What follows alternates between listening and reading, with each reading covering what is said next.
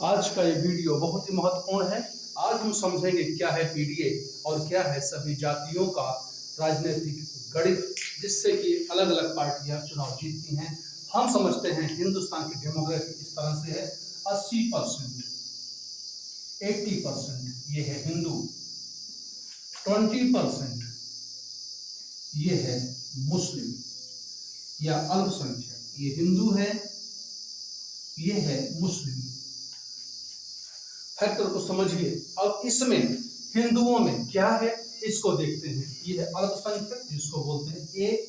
अब यहाँ पर लगभग 52% के हिसाब से यहाँ पर है ओबीसी,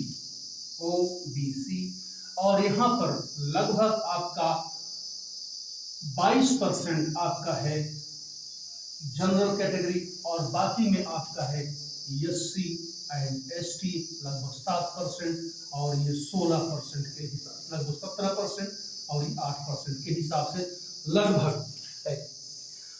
अब अगर हम लोग पीडीए को समझे, सीधा सीधा हिसाब है, ये 22% पी यानी पिछड़ा कितना हो गया 52%, और अल्पसंख्यक पी डी पिछड़ा, और डी दलित आपका हो गया 17, और प्लस 8 और प्लस 1 मुस्लिम 20। ये है यहाँ का समीकरण। अब ये अगर पीडीए के हिसाब से कोई बनाता है अपनी सरकार, तो ये उसका एक समीकरण है। इतना पूरा हिस्सा ये एससी का, ये एसटी का, और मुसलमान का जिसको हुआ उसने फिर सरकार बना ली। और ये 22% जनरल है, ये 22% जनरल है। अब एक नेता ने कहा कि अगर किसी के साथ कोई भी एट्रोसिटीज होती हैं, वो अपने आप को कहे कि वो मुस्लिम है, वो कुर्मी है, वो यादव है, इस तरह से कहे। अब इसी में अलग अलग जातियों का जब परसेंटेज ओबीसी में है, ये बढ़ता है। अब यहाँ पर ये पूरा समग्र वोट आप समझिए, पूरा समग्र वोट 20% किसी एक पार्टी को जाए, और उसके बाद यहाँ से अलग अलग कैटेगरी ले ली जाए। 20% ये 100% का 20% है, ये 80% का 52% है, ये समझिएगा। और इसमें जो है 80% में जो हिंदूज हैं उसमें अलग अलग जातियों को बांट दिया गया है। बांटने के साथ अगर ये मुस्लिम कहेंगे, केवल मुस्लिम, अब तक अल्पसंख्यक था, सीधा मुस्लिम कहेंगे, कोई गलत बात नहीं है। हिंदू को हिंदू कहना, मुस्लिम को मुस्लिम कहना ठीक बात है, लेकिन यहाँ मुस्लिम कहा जाएगा, यहाँ पे शिया नहीं कहा जाएगा, यहाँ पे सुन्नी नहीं कहा जाएगा, यहाँ पे और जो अहमदिया नहीं कहा जाएगा, जितनी भी जाति है, लेकिन यहाँ पर कहा जाएगा, यहाँ पे कहा जाएगा यादव, यहाँ पे कहा जाएगा कुर्मी, यहाँ पे कहा जाएगा हरिजन, यहाँ पे कहा जाएगा ब्राह्मण। मतलब हिंदू गायब है। इतने पोर्शन से 80% पोर्शन से हिंदू गायब है। यहाँ पे ब्राह्मण है, बनिया है, ठाकुर हैं, कुर्मी हैं, यादव हैं, पाल हैं, जितनी जातियां हैं कही जाएंगी, लेकिन यहाँ पर मुस्लिम कहा जाएगा। अब आप समझिए, यानी कि यह हिस्सा इनका 20% पर सिक्योर रहेगा, और ये हिस्से को छिन्न भिन्न करके अलग अलग बांट करके खाएंगे, जिससे कि इनकी सरकारें बन जाएंगी।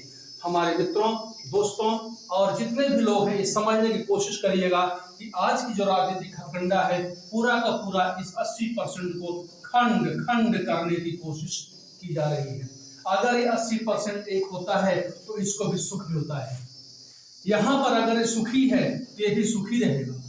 लेकिन आज राजनेताओं क्या है कि इसका वोट लेकर के, इसको बांट करके, ना तो इसको सुख ना तो इसको सुख। आज जो शासन है, जो प्रशासन है, सबसे ज्यादा अगर किसी को लाभ मिलता है, किसी वर्ग को मिलता है, ये वर्ग लेता है।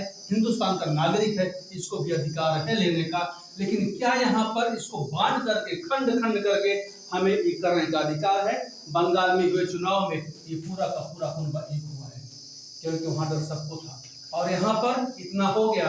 22% जो है, ये राजनीति में क्या करता है? ये राजनीति का घंटा है। ये 22% जो है राजनीति का घंटा है, यानी जिसको मन हो बजा दिया, जिसको मन हो ब्राह्मण को गाली दे दिया, जिसका मन हो सवर्णों को गाली दे दिया। गाली किसी को नहीं होनी चाहिए। अब हिंदू समाज में जितने भी हमारे सम्मानित सनातनी भाई हैं, इन सबको सोचना चाहिए हमें अपने इस अस्तित्व को कैसे बचा के रखना है।